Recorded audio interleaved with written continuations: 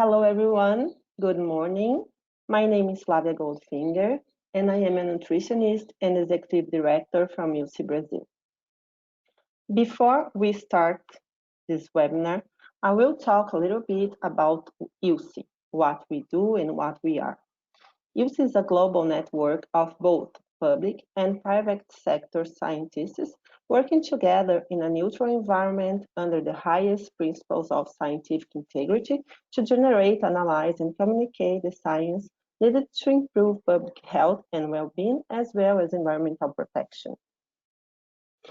We are present all over the world, and we are a nonprofit and integration organization between academia, industry, and government. How do we work? We identify together the regional challenges in themes associated with life science.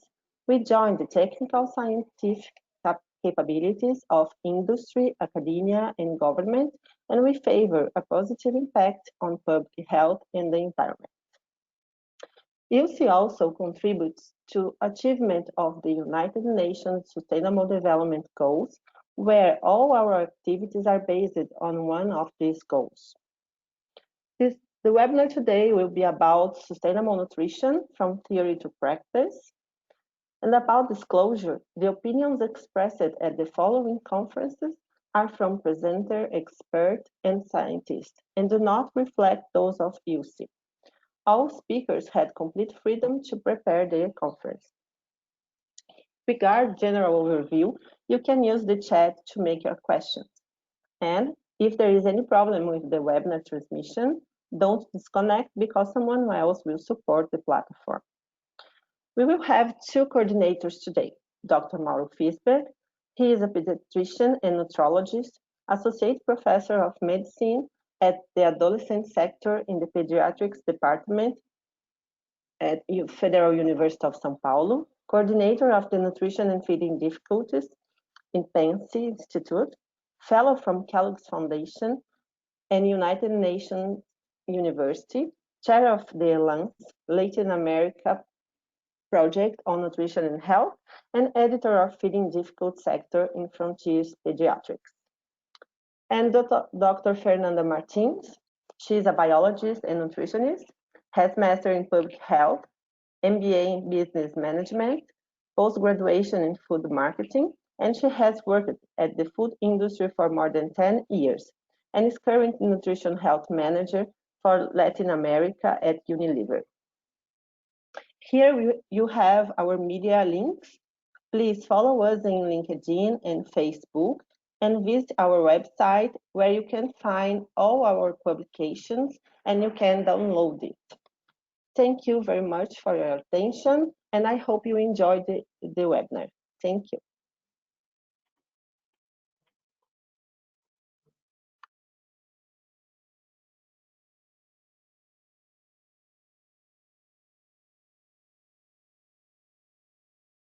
Good morning, everyone. We are very happy to receive you in this webinar.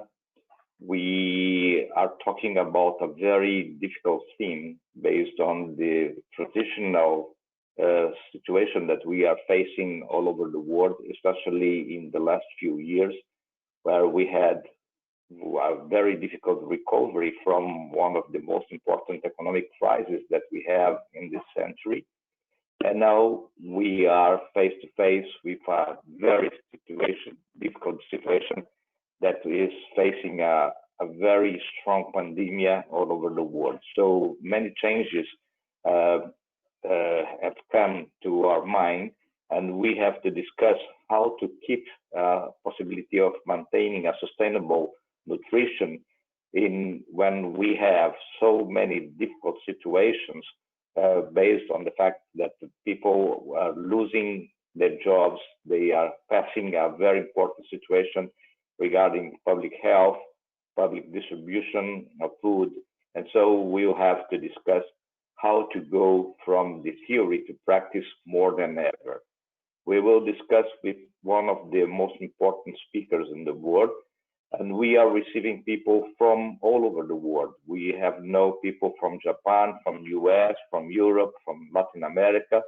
So if you have any questions, you can put all your questions in the language that you want. We'll try to do our best in order to give your questions to our speakers and to have wonderful discussions. Of course, you have to do it in Portuguese, English, and Spanish. The other language we'll have to take away, sorry. Well, me and Fernanda will share the discussion after that, but immediately I would like to present our speakers today. And first of all, we have Dr. Fabrice DeClerck. His Bachelor of Science by the Humboldt State University, his PhD in Geography and Ecology at the University of Davis in California, and has a postdoctoral fellow in the Earth Institute at Columbia. He's a program leader for the Landscape Management and Restoration and site leader for Biodiversity and Ecosystem Service in the Alliance of Biodiversity International and in the city of Montpellier, and is also the EAT Science Director at Hestocom Resilience Center. The second speaker that we'll have is Dr. Emeline Fellus, who is agronomist with specialization in natural resources and economics and politics.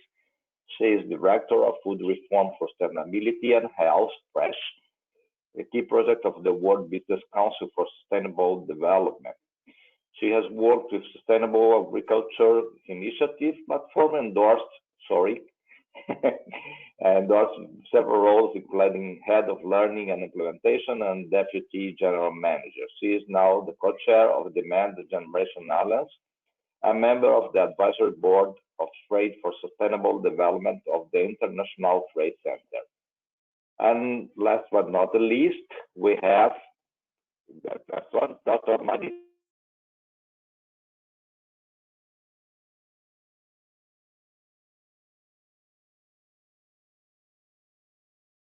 I don't hear you, Mauro. Dr. Mauro, your microphone is not working. I don't think he's listening to it.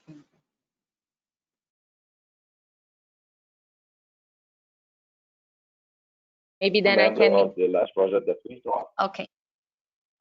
And project on food reformulation for sustainability and health.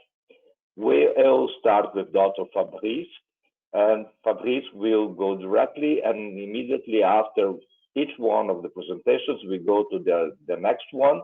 And at the end, we'll open our cameras and microphones, and you are free to discuss with us, and we'll try to have a wonderful discussion. Good luck, everyone. Fabrice, the mic is yours.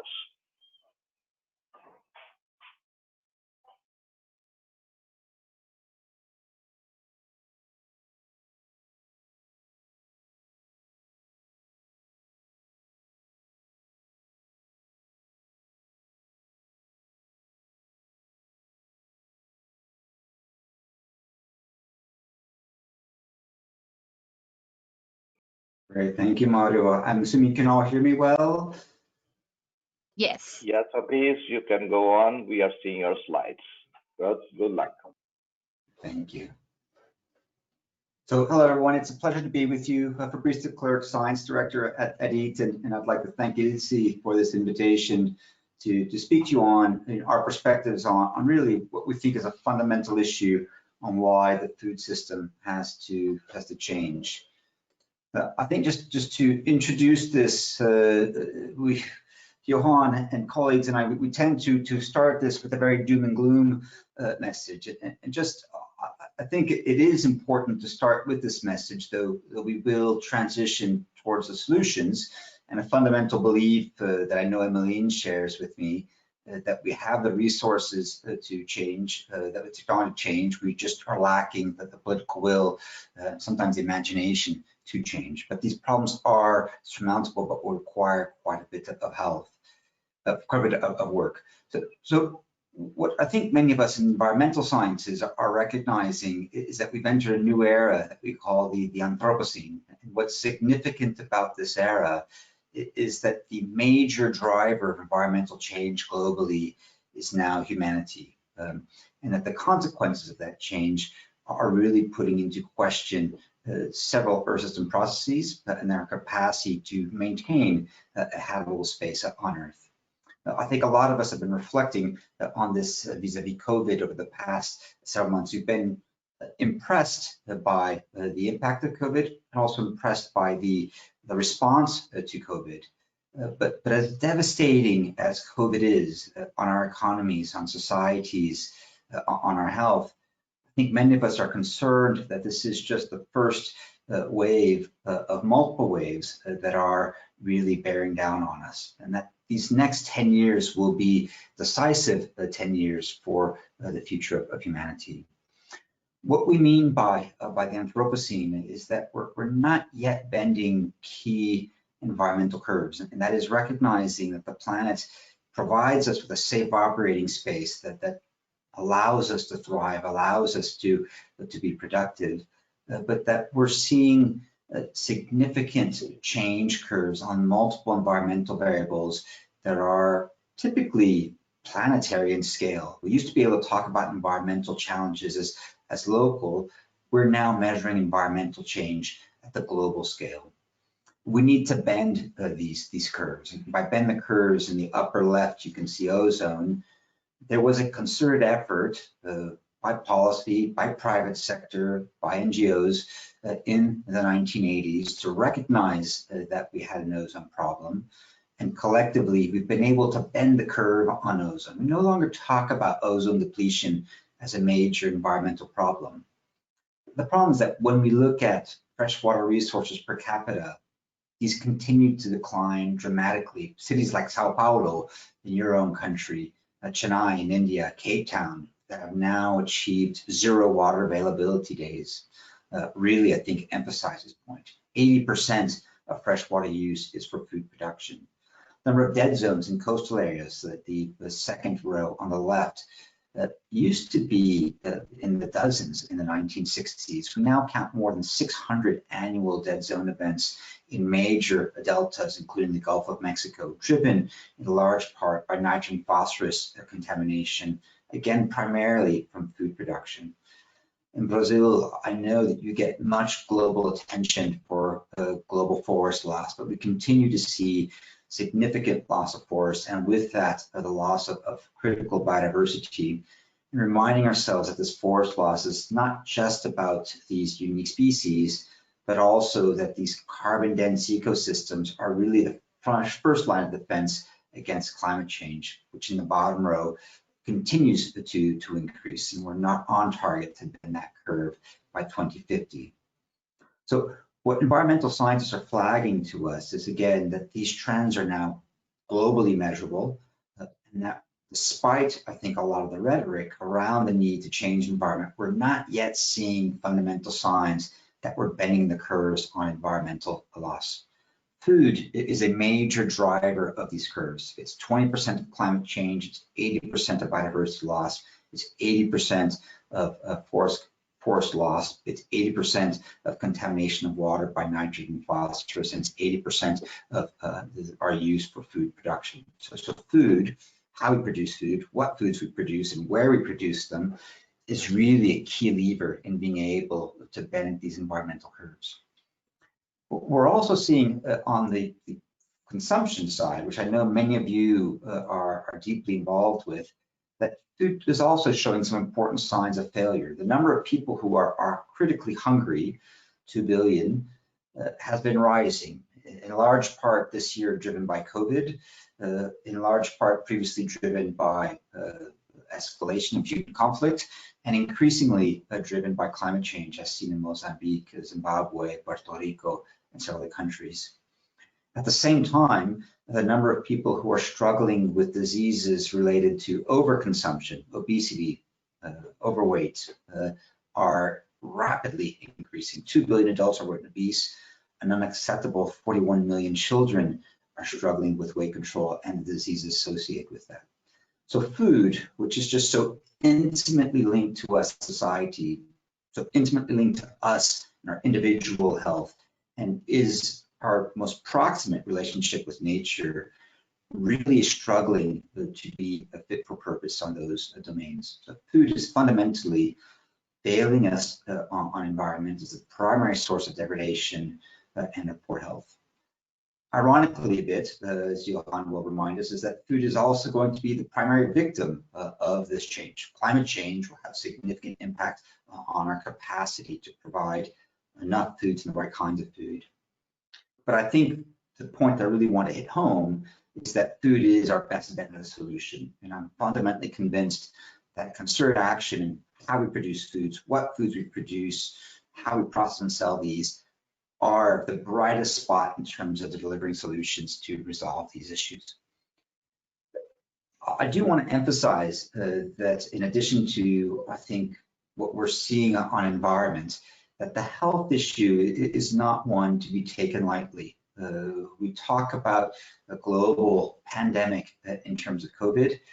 Many of us in public health have been talking about the first global pandemic of non-communicable disease, and that is the one related to dietary health. When we look at Brazil and data on those risk factors that drive the most death and disability combined, it's data from the Institute of Health Monitoring and Evaluation Global Disease Project, we see tremendous progress between 2007 and 2017 in reducing malnutrition, nearly a 40% reduction. But we also important to see that over the same decade, we have significant increases in those diseases related to poor food consumption and overconsumption. High blood pressure, high body mass index, dietary risk, high fasting plasma glucose or diabetes are in the top 6 factors that drive this risk of death and disability combined, with increases that are in the double digits, nearly 30% for each of them. So the gains that we've made in malnutrition are being replaced by losses that we're making in poor nutrition overconsumption. And this has significant impact on human health. COVID, I think, is also showing us that this is not unrelated to many other challenges that we're struggling in society, that good dietary health, how we've been able to progress on this over the past decade, might have actually been a major risk reduction factor in terms of COVID. We're seeing growing numbers of articles, here's a handful from The Guardian, Le Monde, and New York Times, flagging the relationship between increased risk of COVID death and obesity or other chronic health issues. And so being able to tackle dietary health, as we'll find, not only is critical in reducing its impact on these long-term diseases, but also it appears in terms of reducing impact on these acute challenges that we're now faced with COVID, as well as I think the environmental challenges will show. I do want to spend just 2 seconds flagging that while I speak quite frequently to obesity, that there is growing concern that the use of that word is placing too much of the responsibility on individuals, people struggling to manage their own weight. And what I really want to emphasize here is that when we speak to obesity and poor dietary health, that this is fundamentally a food environment challenge, and that many of us, whether we're working in the policy sector or in the private sector, have a tremendous responsibility and opportunity to make food environments that facilitate, that enable people to access healthy foods. What we tried to do with the Lancet Commission was to provide some guidance here, recognizing the significant impact of food on human health and environmental health. We propose a solution, the planetary Oreo. And I say that a big tongue-in-cheek because, of course, eating too many Oreos is not good for your health. But what I like about the Oreo metaphor is that our biggest task here was to see, one, can we define what a healthy diet is? It's a hard boundary in terms of individual dietary health. There's not much that we can do in terms of changing how much food we need or what food composition we need. All of us need to consume approximately 2,500 calories, plus or minus an amount, but overconsumption or underconsumption of those foods drives us into a high risk zone in terms of dietary health. So we can define this hard boundary of dietary health. We can also define a hard boundary in terms of planetary health. These are the planetary boundaries that Johan Rockström and colleagues have been working on, which are used to define what is a safe operating space for humanity. We know that a climate that has 360 ppg of CO2 is a safe environment, but if we exceed that or reduce that, we enter a high risk zone. So the objective of the Lancet Commission was to define what is a healthy diet, what are the environmental limits for food, and then to work with individuals such as you to define that soft, squishy place in the middle. And that's the piece that's malleable, that's flexible, where we have human choice of what foods we produce, what foods we make available, how we market them. And those choices fundamentally determine whether or not we can bring society back within these two hard boundaries. I'll start with healthy diets. This is the Lancet dietary recommendations, quantity and quality. In terms of quantity, we're talking about 2,500 calories per day on average. We recognize, of course, that this will vary based on age, gender, sex, and physical activity, amongst others. But globally, on average, this is the amount of food which should be available for consumption. And the second part is composition. And here, I think many would recognize recommendations that are quite similar to national dietary guidelines, but about 30% of calories coming from grains, rice, wheat, maize, but also other grains, fonio, NSAIDs, the sorghum, millet are all possibilities.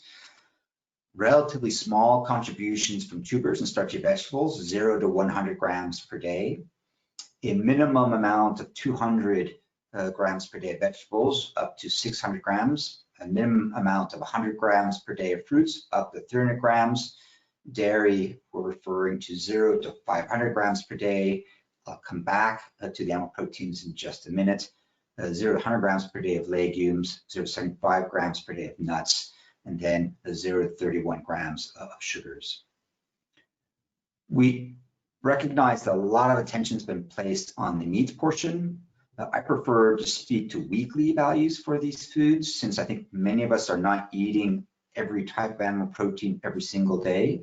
But per week, we're talking about 0 to 200 grams per week of beef, lamb, and pork, 0 to 420 grams of chicken and other poultry, 0 to 175 grams of eggs, and 0 to 700 grams of fish. That's on average 0 to 1,500 grams of meat per week, meat and eggs per week. So there is, in this definition, ample scope to recognize that vegan and vegetarian diets can be healthy, as well as ample scope to recognize that meat consumption can be healthy. And indeed, in some parts of the world, we need to increase it. On a plate, it looks like this: about half of the plate in fruits and vegetables, 30% whole grains, more moderate consumption of dairy and animal source proteins, greater emphasis on plant source proteins for many of us, focus on unsaturated plant oils, and then added sugars, again, 0 to 30 grams. Some people find this controversial, but when you compare it, it really offers significant choice, significant flexibility. It's not the Western diet, it resolves in the Western diet. The Mediterranean diet falls within it, but there are ample other combinations that fit squarely within this recommendation. And as a biodiversity person, I'd like to remind people that we have 30 to 40,000 edible plant species that are available for exploration and inclusion in our plates. So this is not about deprivation, it's not about limitation, but really about increasing the diversity, colors, and flavors on our plates. It's also quite similar to most national dietary guidelines. These are the Canadian dietary guidelines, and you'll see that it looks quite similar to the plate that we've recommended by the Commission. And I want to emphasize here that the work of the Commission was really a review of the evidence in terms of what comprises a healthy diet. What we find as the major challenge, however, is that when you look at what recommendations are, whether it's the Eat Lancet's recommendations or whether it's national dietary guidelines, is that this is not what we're consuming. And what I want to emphasize in this figure, which really looks at consumption patterns globally for major food groups: fruits on the left, vegetables, legumes, whole grains, and then nuts and seeds on the right. The green line is the recommended amount. The dotted line is global consumption, and then you see major regions of the world. Brazil, I believe, is tropical Latin America, the last of the green bars. What we find is that there's a universal underconsumption of fruits, a nearly universal underconsumption of vegetables, a more regional pattern in terms of legumes. Brazil, for example, in tropical Latin America, is consuming legumes at or above recommended values, which is fantastic. Universal underconsumption of whole grains, and a universal underconsumption of nuts and seeds. When we go to those foods which are harmful and overconsumed, we again see that there are regional patterns in terms of red meat, where Western Europe, Southern Latin America, high-income North America, Europe are overconsuming. There's areas where we can increase consumption, for example, in Sub-Saharan Africa. But I think a significant challenge to reduce red meat consumption in the Western world while making it more accessible to populations which are struggling, I think, with animal protein and iron. Processed red meat, also regional. Sugar sweetened beverages, which we didn't speak enough to in the Lancet. The recommended line is so far to the left, it almost looks like the y-axis. Nearly universal overconsumption of sugar sweetened beverages, including in Brazil, and as many of you know, catastrophically in Central Latin America, Mexico in particular. So when we look at these guidelines, I think we need to focus both on where and what foods we need to reduce consumption of, but also what the opportunity is for increasing consumption of those foods which are protective when consumed at amounts. The second part of the commission was the environmental limits. And I'll go through these rather quickly, but what I want to emphasize here again is that the other hard boundary on our planetary Oreo is the environmental ones. And here we recognize the limits for food are how do we produce enough food for 9 billion people in 2050 within these limits. So that is no new greenhouse gas emissions from agriculture. Zero net land expansion, which is the target of the global, the Convention on Biological Diversity will be releasing this year. Maintaining at least 30% environmental flows in river basins. Not so much an issue in the northern part of Brazil, but certainly in the southern part of Brazil, a challenge. Keeping nitrogen and phosphorus pollution within our waterways below the harmful limits. And for biodiversity, meeting the 5 other targets, but also maintaining at least 50% of land intact by ecoregion. I want to speak to these challenges quite quickly and focus a little bit on biodiversity because it's an important issue for Brazil, and recognize that when we speak to environmental limits for biodiversity, we're faced with both an extinction loss, the loss of species that we care about, that define intact ecological communities. That's the EMSY in the figure on the left, extinctions per million species years, which are far exceeding the background Holocene variables. But also just to recognize that biodiversity is more than a collection of charismatic species. It's what drives biogeochemical processes. It's what drives the carbon cycle. It's what drives the water cycle. It's what drives the nitrogen phosphorus cycle. And the further we go to reducing the integrity of biodiversity, the greater the risk of continued disruptions of these major Earth system processes, which is the basis for the planetary boundaries. When we look at intactness, so those areas where we have lost intact communities, this is what the map looks like. So 50% of the Earth is remaining intact, primarily in the forest of Brazil, which is why there's so much concern, in the tundra and boreal regions of the northern zones, and then of course in our desert ecosystems. The biodiversity community is making strong claims now that we need to halt land use conversion and maintain at least half of our ecosystems intact if we're going to stop the loss of biodiversity. But the second measure is one of integrity. So we argue for sharing half of the world of biodiversity, sparing half the world of biodiversity and sharing the rest to maintain these critical ecosystem services, pollination services, pest control services, climate regulation services. What we're seeing in this map is that while we still have highly modified nature almost everywhere globally, contributing to these processes, we're beginning to see some critical hotspots where there is now insufficient nature to maintain this integrity, to maintain these services. And many of these correlate with agricultural regions. Central Valley of California, Midwestern United States, parts of Eastern Europe, the Piedmont of Italy, India, particularly the Punjab, are all regions where we're severely concerned that biodiversity is no longer able to support food production. So maintaining integrity and intactness. I want to move towards a more positive message now as I wrap up. And here, what we did was to ask ourselves, is it possible to feed 9 billion people healthy diets within environmental limits? And the good news is that looking at these scenarios here, so the green at the bottom is within environmental limits, the red at the top is outside environmental limits, red is the baseline value, and then the yellow is what happens if we reduce food waste and loss. The gray is what happens if we can increase efficiency in production. The green is what happens if we can transition towards healthy diets. And then blue is a combination of those three major levers.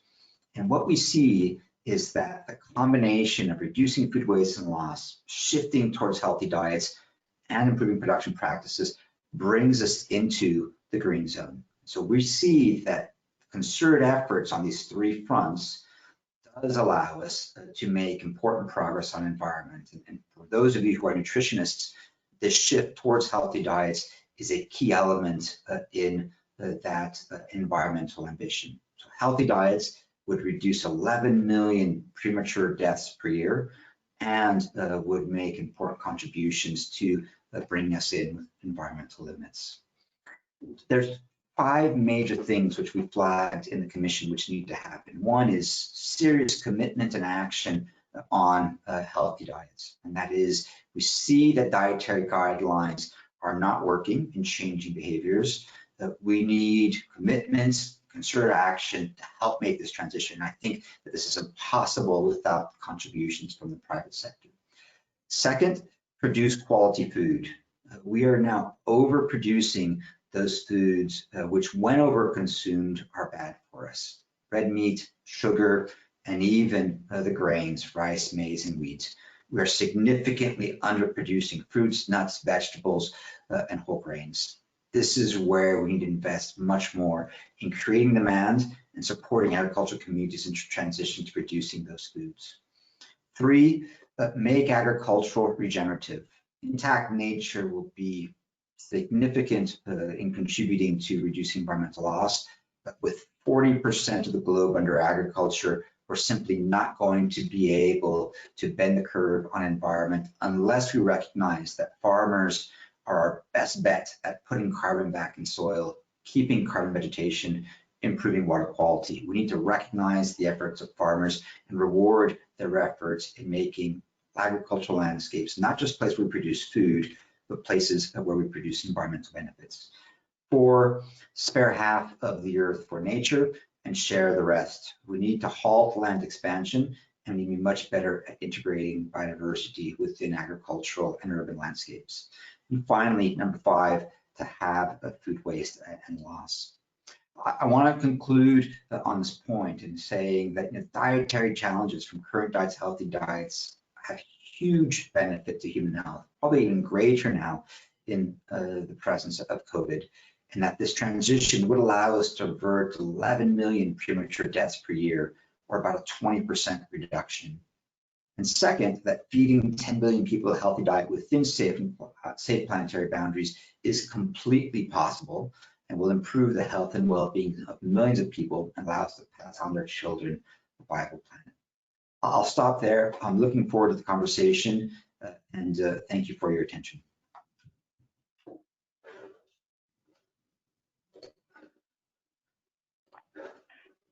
Thank you very much, Fabrice.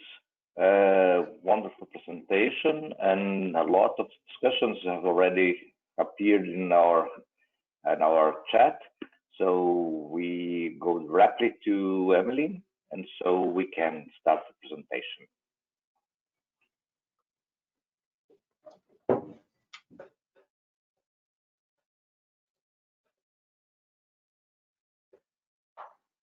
Hello, can you hear me? Yes. Okay, good. So now I just need to share my screen. I want to show my screen, I guess that would be fine. Can you see my screen now? It's all right. You can go. Is it working? It is working. It's all right. You can go. Okay, perfect. Hi, everyone. Well, first of all, thank you, Ilse, for organizing this webinar and giving us a chance to talk to such a wide audience. Thanks to Fabrice as well for your enlightening presentation. Each time I hear you speak, there is always new slides and an updated version, which is always very enlightening. So yes, indeed, we do very much support a number of the pathways that Fabrice has talked about in terms of how to transform our food system. And what I want to share today is what we've been doing collaboratively within the World Business Council for Sustainable Development. So a very quick introduction to what's the World Business Council for Sustainable Development, WBCSD. It's an organization which is composed of 200 member companies. It's global, so people span across the globe. It's a business platform, so only companies are members. It's CEO-led, but it's also market-driven. So what we aim to do is to help companies develop solutions to a number of sustainability issues that we're facing, and to make sure that the companies that are developing those solutions and more sustainable are actually having a better market than others. I think there is, I don't know if somebody needs to mute themselves. There's a bit of background noise. So what we do is we work along 6 different systems, not just on food, but of course today the focus will be on what we do on food, but just for the setting of the goals. We know that the food system is not just one amongst the different systems that are in our planet. So we also work on climate and energy, cities and mobility, the people question, and finally circular economy. And in the middle here you can see redefining value, which is an interesting axis of work whereby we look at how can we redefine the value of the products and the companies to really reflect their externalities. So how much good they're doing to society versus the negative impacts, and how can these really be taken into account when we evaluate the products and the companies. All of this, of course, in view of achieving the Sustainable Development Goals, and also a vision that we've established for 2050, whereby everybody lives happy within the boundaries of the planet. So this is a bit of a heavy slide, but it's really to put it back in the context of what do we mean by food system transformation. I think it illustrates in a different way what Fabrice was talking about before. We consider that the food system today has managed to deliver a number of positive outcomes, which is basically feed a lot of people. But as per the slide that Fabrice shared, there is quite a failure in terms of the number of people who are still malnourished.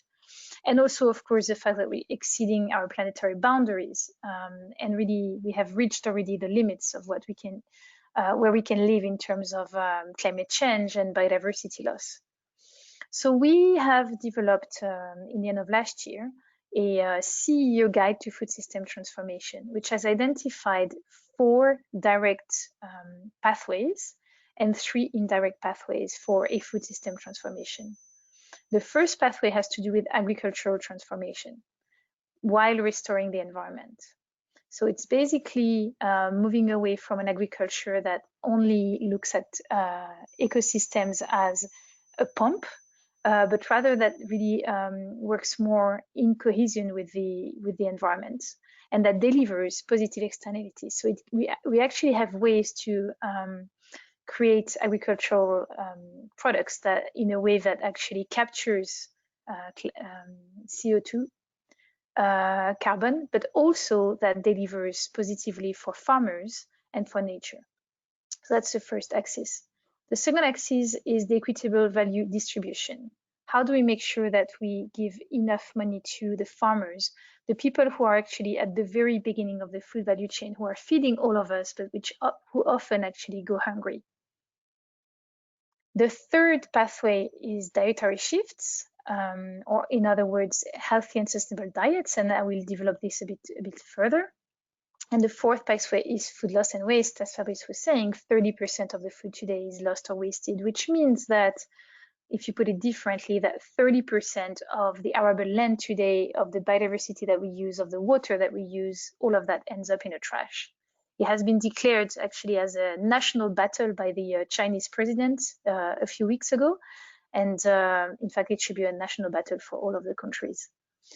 The indirect pathways, what we mean by indirect pathways are topics that are today a hurdle, but can also be levers for change, are transparency. So they need to increase transparency throughout the food value chain. Policy and finance, that's a big one. So how do we make sure that we get policy frameworks that are supportive of our efforts, that the policy making, especially the agricultural one, but also further the health policies and others, are really supportive of what we're trying to do, as opposed to often now giving support to businesses that don't necessarily have positive externalities on health or the environment. And finance is also an interesting one. How do we get investors, banks, to actually support companies in priority which do have beneficial businesses, as opposed to the contrary? And finally, new business models is a really interesting one. We often hear about circular economy.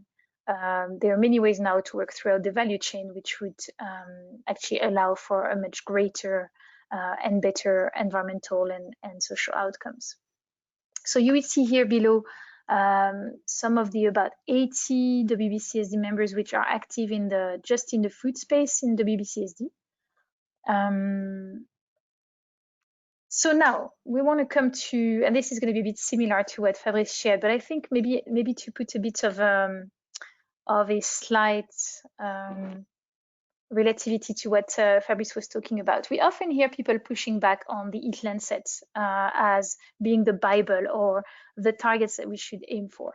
So Fabrice presented the plate, and there has been criticism by people saying, well, this is not enough meat, or this is too much of a Western imposition. Things are different.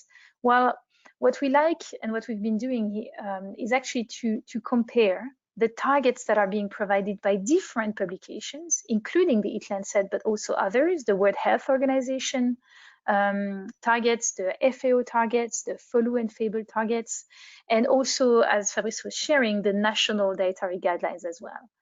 And so what we're in the process of doing in the WBCSD at the moment is a roadmap on healthy and sustainable diets, where we're doing a gap analysis between what people are eating versus those different targets.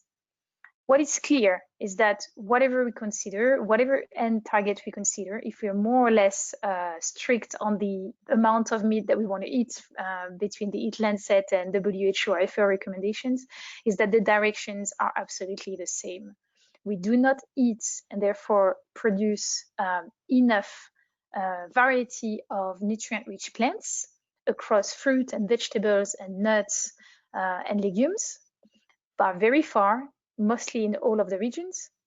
And conversely, there is a need to reduce the amount of intake of sugar, and also in most of the places, a need to switch from a quantity of meat consumption to actually a quality of that meat consumption.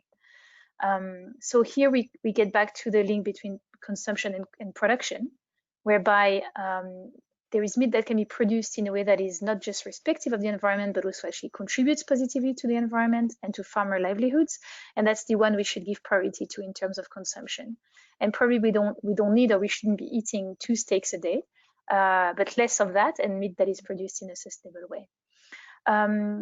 Fabrice was also saying earlier on, but like I said also before, all of this needs to be achieved while having food loss and waste by 2030.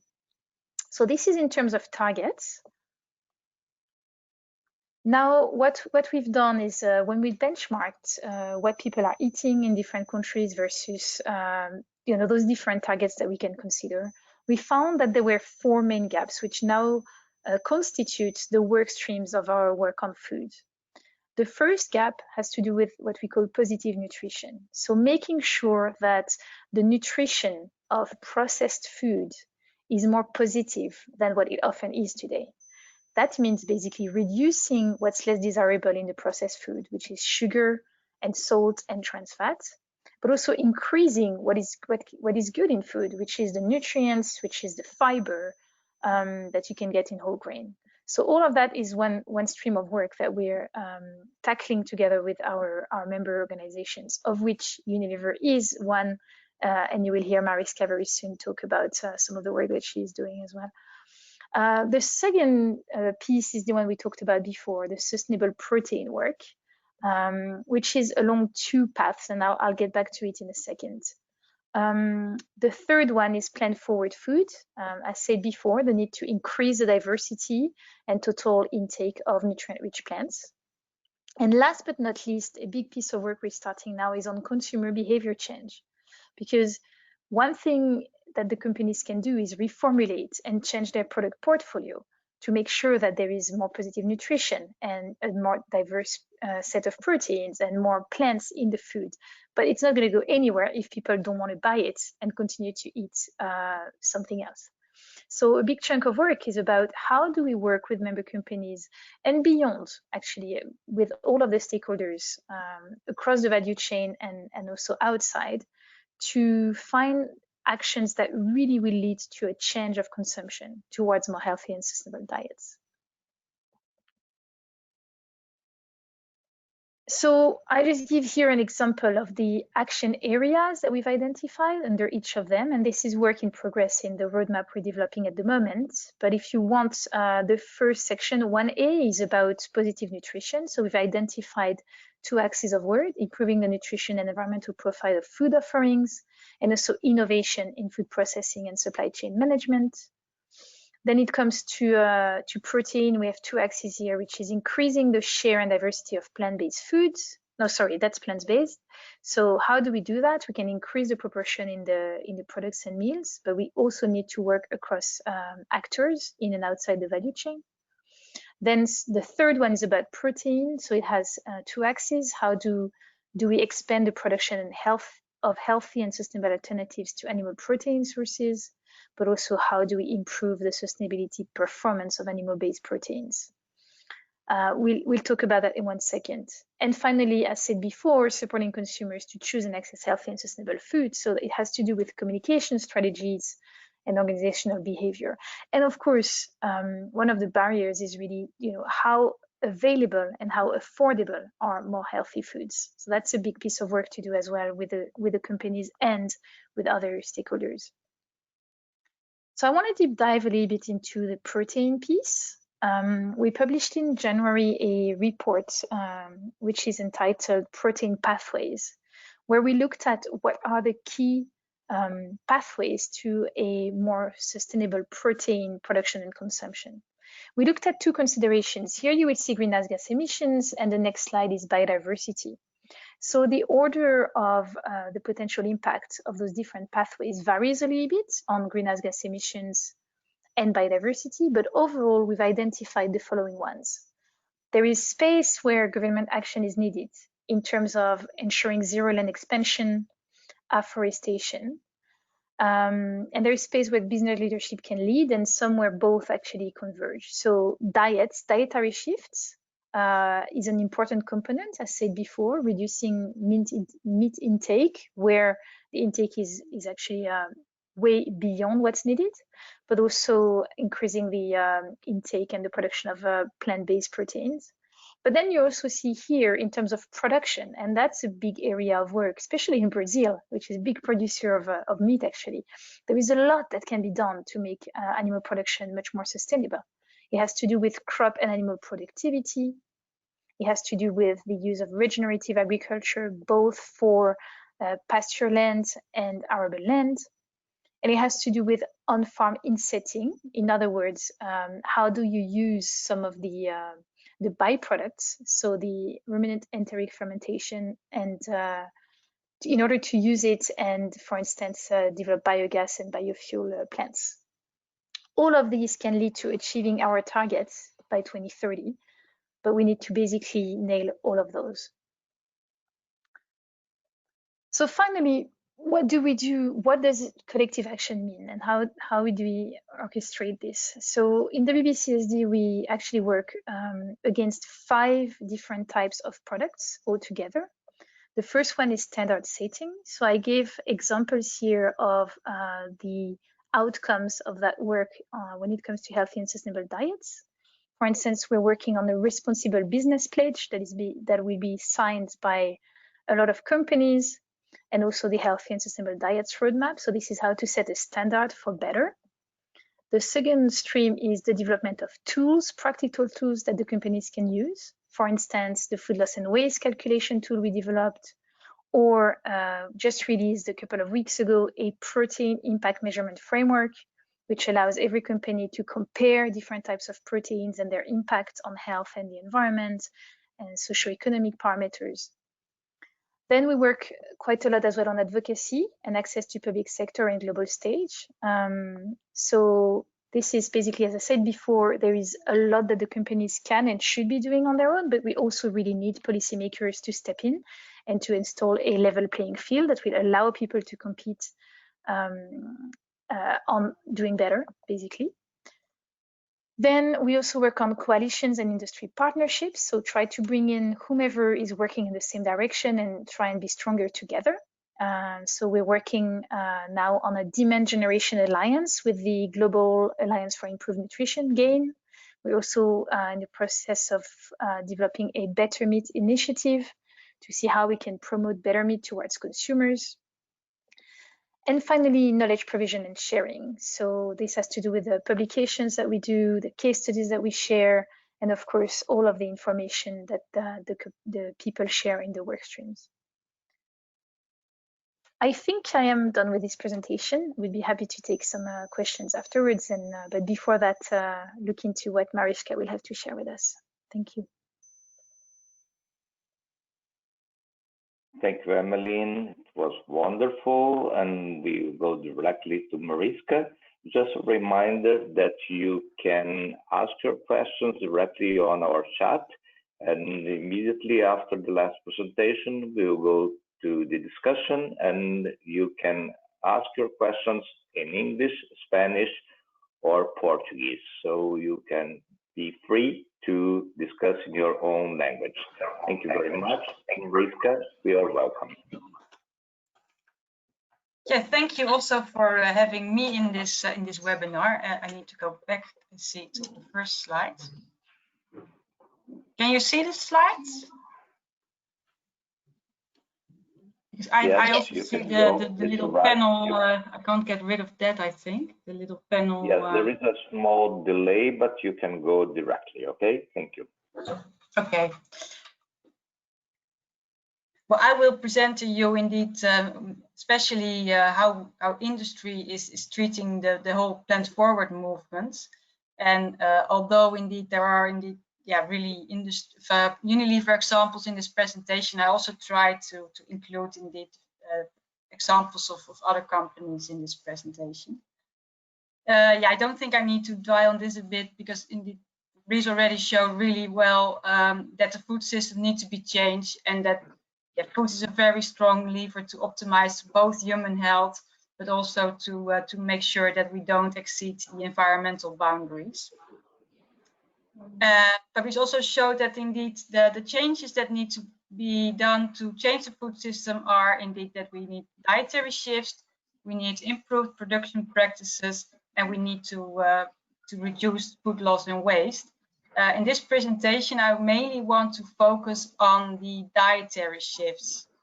I also showed indeed and I stole it from the Atlantic publication, is on the left side of the graph, you see the current global intakes, and on the right side, you see indeed the proposed planetary health diet by Atlantic. And that really shows that there is a need for a move to more, we call it plant forward diets. I hear some noise, but I guess everything is okay. Yes. Okay. What you also see is the consumers already start to move plant forward as well, and there are different reasons for that. Some are indeed concerned about their health with some animal produced products. The planet is starting to increase interest among consumers. There's also trust playing a role. Costs, yeah, you know, meat is relatively expensive, so that can also play a role. And some people are more concerned about animal welfare.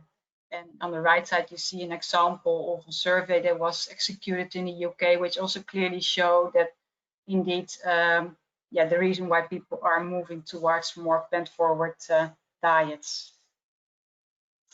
You can also see it in practice already, and here are examples that indeed the number of vegetarian people in Germany is really have been increasing over the past years.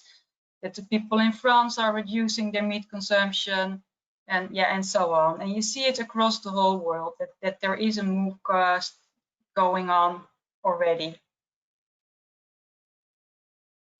Also, from other institutions, you see that there are external calls for action. And yeah, for example, the World Resource Institute is very active in this area, where they really ask for solutions to develop more plant-based meat alternatives, blended meat products, the promotion and marketing of more plant-based foods and plant-based rich dishes, but also on the policy and pricing side, that we need to make sure that we're going into the plant-forward direction.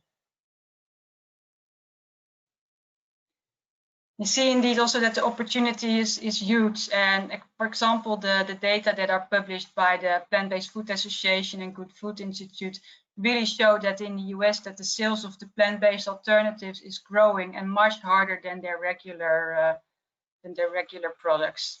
And that goes indeed both for the plant-based meats, the plant-based milks, where you even see a decline in the regular dairy.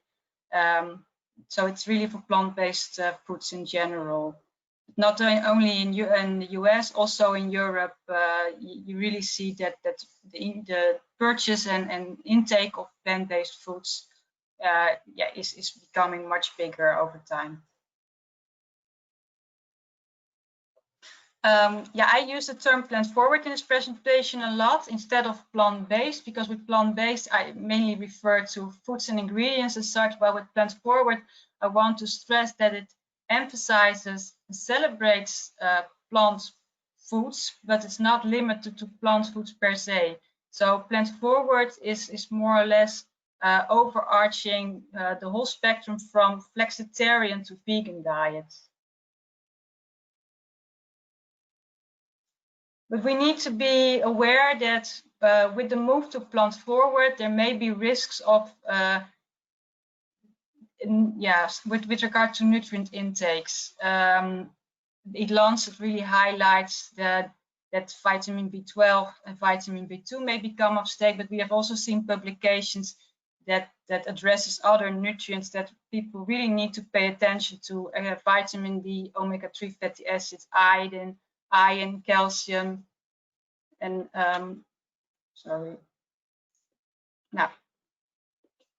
but also zinc and iron, of course, are very important ones. But there is a lot industry can do to change also the consumer diets. It's, I think, a role for the food industry to inspire the shift to healthier and more sustainable choices. There are a lot of different food industries, and we can all try to influence the consumer choice in different ways. What are the innovation areas food industry can work on? Well, we can develop appealing new culinary strategies, menu concepts, and recipes. In these menus, we can increase the share and the diversity of plant-based ingredients like the fruits, the vegetables, the whole grains, the nuts, and the seeds. We need to lower the barriers to increase a greater consumption of plant-based protein sources. And also we can scale up innovations using new sustainable protein sources. And we feel indeed that processed foods can play a role in this, because indeed they have a longer shelf life. They're available around the season, as indeed you can shelf them for longer. Studies have shown that indeed the nutrients can be retained even though you process them, and they can really contribute to the key nutrient intakes. Sometimes they can even improve nutrient bioavailability because of the processing. And yeah, because of the longer shelf life and the packaging, you can reduce food loss and waste, and particularly with regard to very perishable products like fruits and vegetables. So dried and canned, they are useful where you don't have cold supply chains, so because you can just stock them for way longer, especially also in hot areas like Africa. You see that food companies are really embracing plant forward by launching different product formats. You see an increase in the appearance of plant foods as such, but also in meat replacers, in dairy replacers. You really see an increase in specific vegan and vegetarian products, but also products that enhance the taste of plant-based dishes. And in the next slide, I want to show some more examples of products that fit in these different categories. And here on the right side, you see indeed two companies that are very prominently focusing on their plant-forward strategies. These are Alpro and Upfield, for example, but also within Unilever, we do a lot in this area already. On this slide, you see indeed examples of what I call plant forward. So these are indeed vegetable soups. Within Unilever, we also are working on really vegetable juice. So really juice based on vegetables. You see new carb sources arriving on the markets. Water ice that are really focusing on the amount of fruit in it. But indeed, like I already mentioned, you have the canned and frozen vegetables. Of course, tea is a plant-based beverage as such, but also you see indeed that there are savory specs coming on the market that are vegan friendly, and also margarines are really going to 100% plant-based versions. You see also a large increase on the market in the number of plant-based meat replacers. And on this slide, you really see the examples of different brands, and including also one that is available in Brazil already. But also plant-based meat dishes. So these are more meat with a kind of sauce already available. But you also have meat extenders. So there, indeed, you just add it to your meat. So you don't have, you can use in such a way less meat by just adding a meat extender. And that saves, indeed, the amount of meat that you need. You also see a lot of plant-based dairy replacements coming on the market. The milk replacers, and indeed Alpro is a very prominent, and at least in Europe they are very prominently on the market, but also in Brazil I understand you have indeed milk replacers on the market. Plant-based yogurts, plant-based cooking agents, so really the cooking agents you add during the preparation of your meal, and also different types of vegan cheese. And I think that the Vida Veg is one that is available on the market in Brazil, which is made of chestnuts, I thought. You see animal-free vegan products becoming more popular, different types of egg-free mayonnaises and dressings. Vegan bars are becoming more popular, completely vegan ketchups.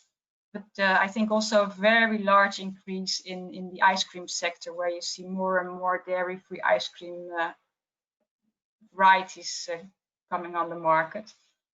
But also in the tea and coffee markets, you see that the milk teas and the lattes are becoming vegan as well. And then indeed the plant-forward tastemakers, where you see that indeed the seasonings are really directing more plant-forward dishes, as you see in the Linsen bolognese. So this is a kind of spaghetti bolognese recipe where you replace the minced meat by lentils, for example. And here also there is a little campaign where we show that by replacing your mincemeat by lentils, you can save the CIAT production equal to a road trip with a car from Berlin to Barcelona or something like that. But you see, indeed, also Marie is going into that direction. You also have indeed the bouillon cubes or bouillon stocks that that you can use also in plant-forward dishes. And for the on the right side, you see a meal kit which is available on the market in the Netherlands, which is now very predominantly featuring a vegan recipe next to a meat-based recipe. And you see that more and more on the market as well. It's not just that that food companies are really only producing food products that are indeed plant forward, but you also see it in food service. We have been collaborating with the Better Buying Lab of the World Research Institute in how can you boost the sales of your plant-based menu items, and what you see that it is better to put the vegetarian and vegan options on the menu, not under a separate heading, because that could pull people off that would like to eat less meat, but not to be in the box of you are a very dedicated vegan or vegetarian. So it's a matter of indeed just putting them next to the regular meat-based dishes, but just describe them in a very nice way. Also, Sodexo is very active in this area. And also IKEA, already a long time ago, they introduced their meat-free bowls in their restaurants, but they do a lot more in this area as well. And for some food services, you can also calculate your CO2 of your meat dish, of your dish. A nice example is also the blended burger that was introduced by Sodexo, and they served it to 7 million student meals in a month. And yeah, you can see that it really generates big health impacts, as it saves 250 million calories, a lot of grams of fat, SAFA, saturated fat, and sodium. Within Unilever, we have the Knorr Future 50 program, and that is about 50 foods that we should eat more of for healthier people and a healthier diet. So these are, really foods that have a lesser and lower environmental impact, that are very nutritious, but that also are accessible and affordable and really fit nicely in the savory foods. So this is a really nice program, also to stress, like what Fabrice was already mentioning, that increasing diversity is very important. And this is also a program that is really designed to diversify your diet a bit more. And the program was set up in collaboration with, for example, the World Wildlife Fund and Wageningen University. Crops for the Future, but you see also Bioversity and Eats featuring there as partners. It's also nice to mention indeed that there can also be financial benefits by serving more vegetables, and both in a school catering case in Auckland, they showed that if you would reduce your the purchase of meat products, you could reduce not only you would not reduce environmental pressure, but you could also make some cost savings. And the same was shown in a Dutch restaurant case, where they also saw that they really could improve their margin by 4.5 to 22.9% just by changing the purchasing of their ingredients in the kitchen.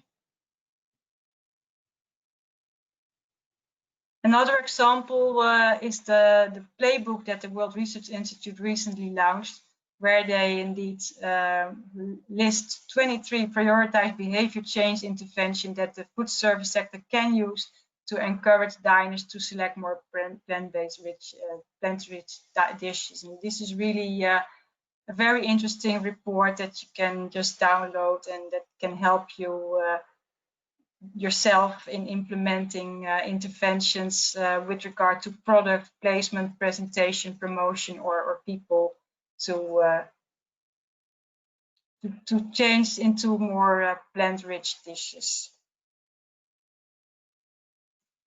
But how can we further go with Plant Forward? Because despite all these actions already going on, Plant Forward is maybe not really mainstream yet. And yeah, I stole this slide from the World Business Council report on plant protein, but I think it counts for Plant Forward in general. Because you need to enable it, you need to inspire people, and you need to cultivate. And yeah, we can't do it all alone.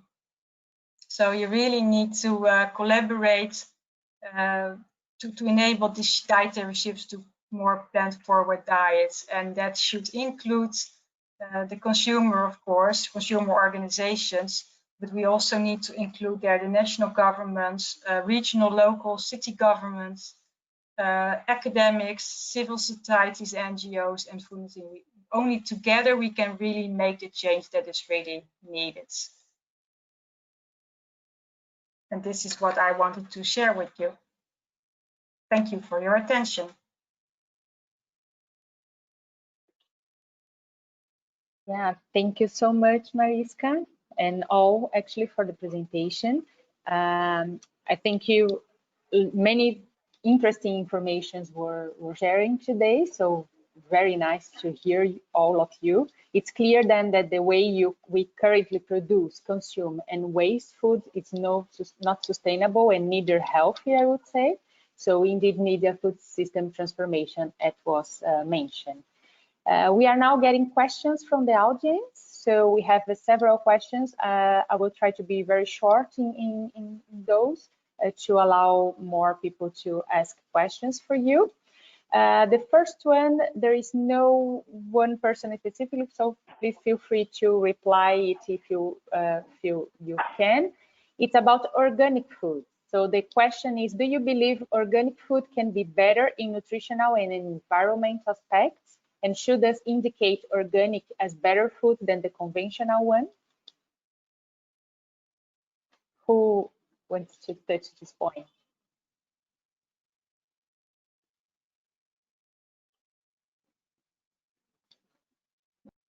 I was hoping Fabrice could say something, but I mean, I can speak briefly to that. I mean, it wasn't within the Lancet, so it's not something that we analyzed specifically. So organic food does typically increase soil carbon capture, since that's where organic farmers manage the soil nutrients and water retention. It also does reduce impacts from overuse of pesticides. So in terms of water quality, there is a possible benefit. In terms of nutritional quality, it's been a while since I looked at this, but my understanding is that the macronutrient quality is not significantly different with conventional production, but there are suggestions that the micronutrient or antioxidant quantity is higher in organic than in conventional. From an ecological point of view, if you're requiring a plant to provide its own protection, that typically entails greater plant investment in antioxidants and the flavor compounds that are often bitter. So those may change in organic versus conventional, but there's a lot of complex factors that drive that as well. The concern that some people have is that organic production on average tends to be 10 to 20% less productive than conventional, and so there's debate about what the fundamental land impacts are. For those of us in agroecology, we reply to that there's an underinvestment in agroecological research, and that yield gap can probably be closed by additional investments in research on agroecology and organic agriculture. I think there is an interesting example provided by actually a sugarcane producer in Brazil. I think it's the Balbo Group, which produces only organic sugarcane, which claims that their rates of production are actually higher than conventional. So I guess it has a lot to do with good practices.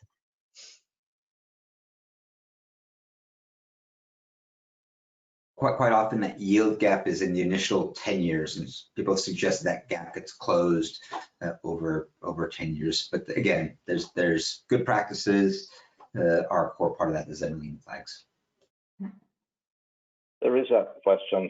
I think it could be suitable for everyone. One of the ideas during this webinar was that probably the world is not keeping the possibility of maintaining the accessibility and the production of food in the way that we are producing it, or we are wasting it, or we are losing it. One of the theories that could be challenged now is the Maltose Theory, especially based on the fact that we have increased production, that we have increased the quality of our machinery, the production per capita, the productivity of the lands, the productivity of the agricultural means.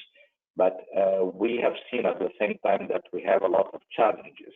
And we would like to see, are the provisions that we had at that time that we will finish the possibility of having food for everyone, or we will always adapt ourselves to a new way of producing it, and we will keep keeping it in a healthy way?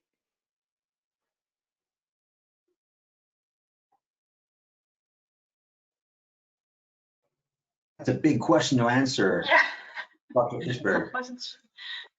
So I think, so one on population. Many of us are anticipating a leveling off of population around 2050 at around 9 billion. That appears to be the trend that we're on. The question then about, are we able to produce enough food? What we're finding is that production has kept up with demand, and even we've produced more than demand. But what we're also seeing is that production is beginning to manifest itself in terms of environmental limits, which can't be maintained, right? So the 20% greenhouse gases is a debt incurred by food production on future climates. And so the way that we're seeing the feedbacks occurring are in reduced equitable distribution of environmental goods, including climate fuel and including water. And so rather than the acute food production being the challenge, it appears that the environmental capacity to maintain suitable growing conditions is what is being threatened and challenged. I would like also to add a consideration to the footprint of people depending on how wealthy they are and what they consume.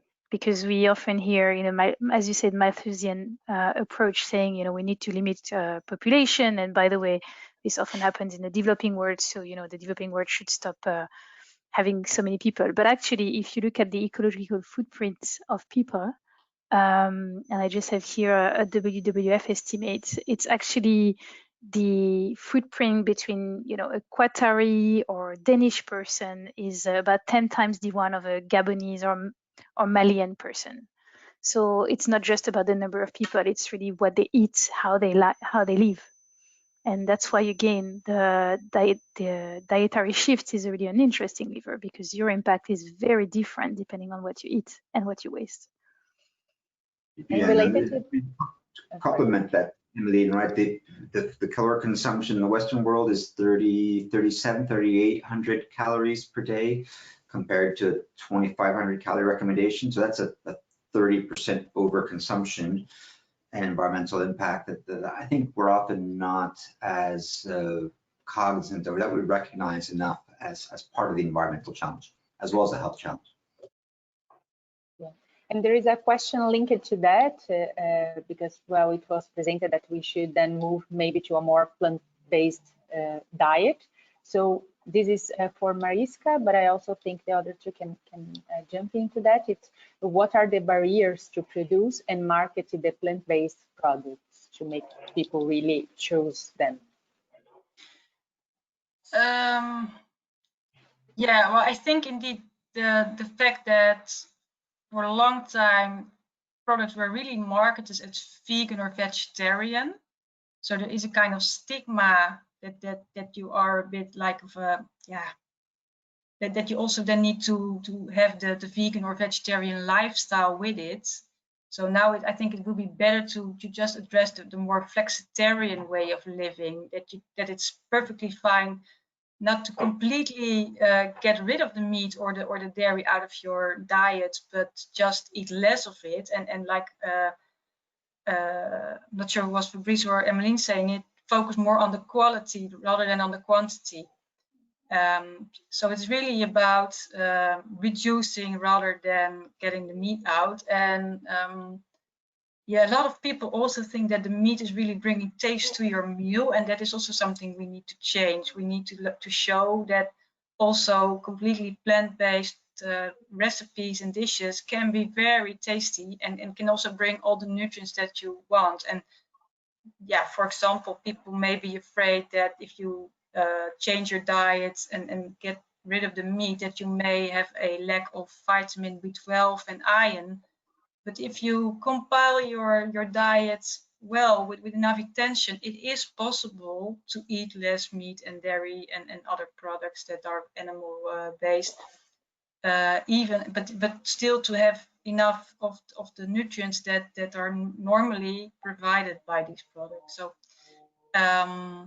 I don't think that supply is really the problem. Of course, if everybody goes plant forward, we really need to watch it, and I think that's also something that we could tackle a bit within a World Business Council. That we don't go all of a sudden for soy-based meat replaces, and that there will be a problem with the soy supply.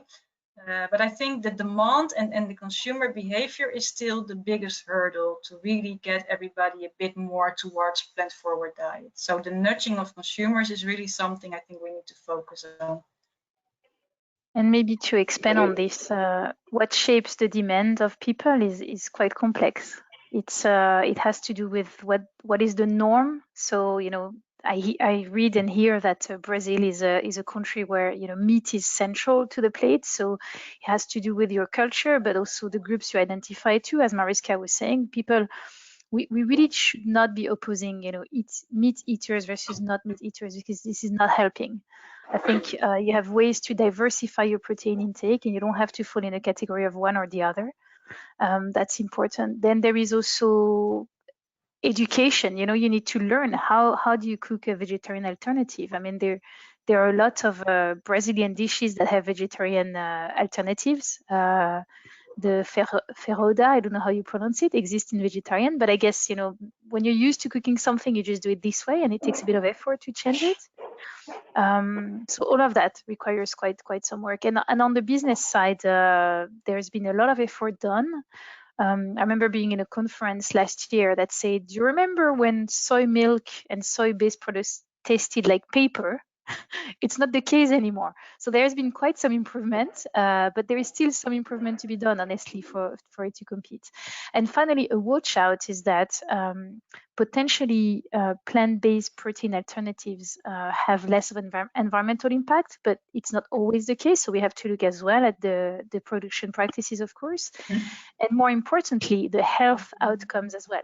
Because if you trade your beef steak for a plant-based steak that is full of salt and additives to try and recreate the taste, it's not necessarily better for your health as well. So that's where the business really has a lot of work to do, to really increase the appealness, the availability, the accessibility, attractiveness of things, but also to make sure that we keep the best environmental, socioeconomic, and health considerations.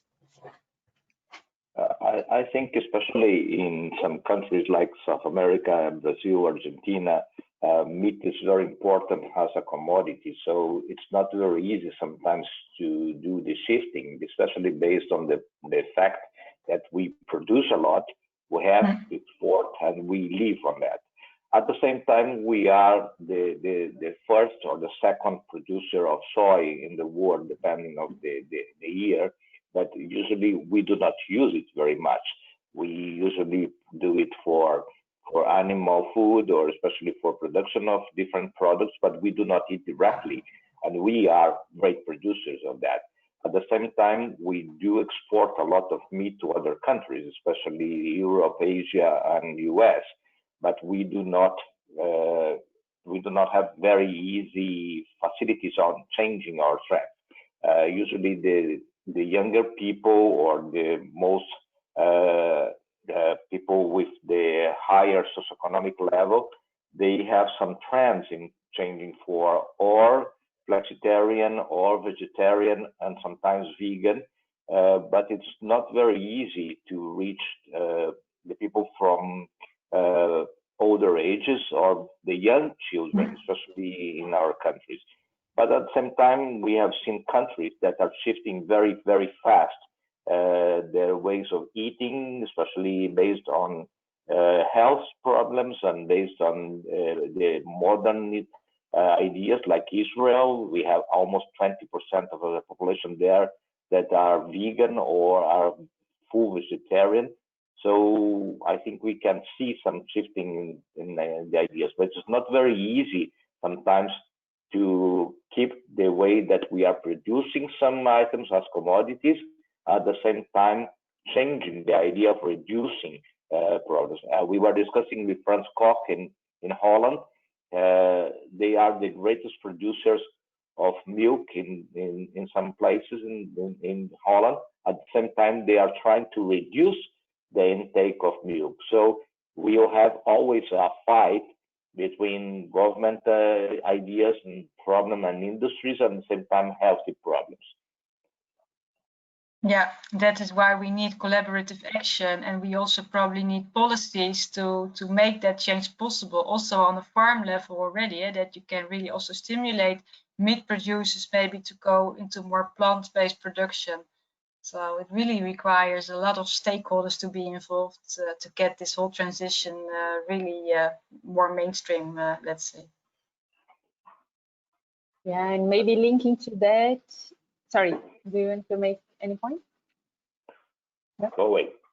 Yeah, there is one other question that is linked to what we were saying right now, which is about the role of the processed food in this discussion. So according to the Brazilian Dietary Guidelines, there is a small room for processed foods in a healthy diet. So how do you see that? What is then the role of those products in feeding the population and its impact in the environment? Can you repeat what you said? You said according to the Brazilian Dietary Guidelines, there is no room for processed food? It's a small room. So the suggestion, the recommendation is to go for in natura and minimally processed food, and there is a small room for processed food. So how do you then see that? Maybe they are trying to put the idea of ultra processed foods and processed food, using only minimal processed foods. Yeah, I think there is some diverging definition of processed or ultra processed, but I think overall, and maybe I'll type in the chat as well an article that we just issued that's really interesting, which explains that there are some things that are less good for health in the processing of food, which can be changed. And I think they need to be changed. It has to do with breaking down too much, basically, the molecules, which makes it that you basically integrate them quicker and you create fat quicker. So I like to always take the contrary example, is that, processed food is also the ready-made, extremely good, healthy salad that I buy at the retail shop nearby when I don't have time when I'm working.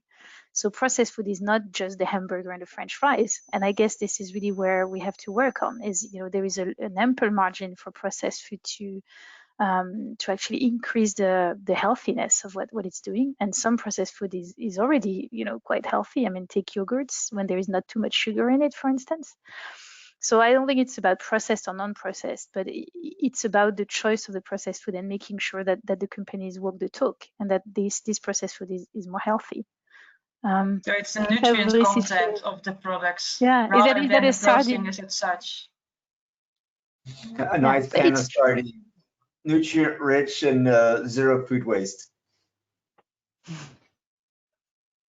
Yeah, but it's true. We cannot deny the fact that ultra-processed food today often contains, more undesirable things than the contrary. And it's true that you should stay away from that.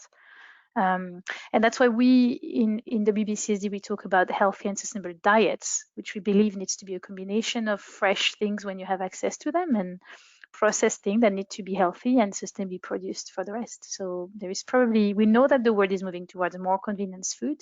We actually produced a report 2 years ago that was looking at all of the regions and showing how the world is moving towards more convenience food, but also the world is moving towards wanting things that are more natural, more healthy. And so that's the sweet spot for the companies to find and all of us to work on. But especially also in the positive nutrition group of Fresh, we are really looking into also on how can we reformulate products as much as possible to reduce the number of nutrients that are less beneficial for health, so the saturated fat, the salt and the sugar, and make sure that indeed we increase the level of the positive nutrients and ingredients in there. So yeah, food companies are already working on that for a long time, and we will continue to do that. But yeah, like I already said, it is more about the nutrient composition of the food rather than the processing per se that is important. I would like to discuss some of the problems that we have in our countries, especially the affordability of the changing, especially the possibilities of reaching all the population, or especially not only the high classes, but especially middle and low classes. And we know that plant-based foods and maybe some of the other products that are being developed in the world, they are not very accessible to everyone, especially they are expensive. And some of these products could be interesting to some countries who have already reached a very high level of intake, especially on the limited nutrients that we have. We have a very difficult problems here in calcium intake. We have a very important situation in iron intake, in zinc intake, especially based on the consuming of the meat products that is very low. It's universal, but the amount is very low. So I think it's very important to understand how we can reach an affordability of our products if we want to change the situation to a more flexible, I wouldn't say flexitarian, but a more flexible idea of diet for our countries, that we can balance nutrient intake, our needs, our requirements, and also the affordability of our products. I think this is probably the idea of balance that we can have. Yeah, and that is something that is embedded in the Future 50 program that I just spoke about, is that where we really look at what is locally available and how can you make use of that, and make sure that you look at the most nutrient-dense variants to ensure that also with these more plant-based crops, you can still make a complete dish that is also addressing the nutrients that indeed maybe in a more animal-based diet are coming from the animal-based food. So within the Future 50 program, that is really also one of the key things, that how can we make use of locally produced crops that are easily affordable and accessible in that country or region. Yeah. I think we are going to the end of the webinar, but maybe there is one more question here also related to COVID. So how will the COVID-19 affect the sustainable business targets? Maybe we can close with this one. Emeline, do you want to start? Fabrice, Sure. Maybe we could answer in 1 minute everyone, and you can go directly to your final remarks so we can finish exactly on time. But I think it was a wonderful webinar. We could discuss for years and years on this. So I think it is the first of the webinars that we can discuss on this sustainable nutrition. Emeline, you can start. Sure. So try to answer this question and also deliver closing words actually it's a good way to end. You know, COVID-19 I think has just accelerated the understanding of everyone of the need to transform our food system. It has only exacerbated some of the issues that we knew about: food loss and waste, accessibility, affordability of food, but also on the health side, the fact that people that eat less healthy have more health issues that actually make them more sensitive to COVID-19. So all of it is totally linked with each other. And the difficulty is to take the right decisions for me at the policy making level, to be honest, to start with, and to take some bold decisions sometimes, changing the way, you know, the policy framework and investment framework, and for the companies to play the game. And I see a lot of leadership amongst some companies. And it's about all of us working in that direction and really getting there instead of always delaying our actions. Yeah, that was great, Emeline. I think just compliment that. I think COVID has definitely demonstrated the urgency with which we need to act. I think it's just made clear how quickly we need to change. I think on the positive side, COVID has demonstrated that on the production, processing side, food availability has not been threatened for the most part. Accessibility has suffered, and there's a tremendous magazine issue, New York Times today, on America on the brink of hunger. So the access piece is what is tremendously suffering.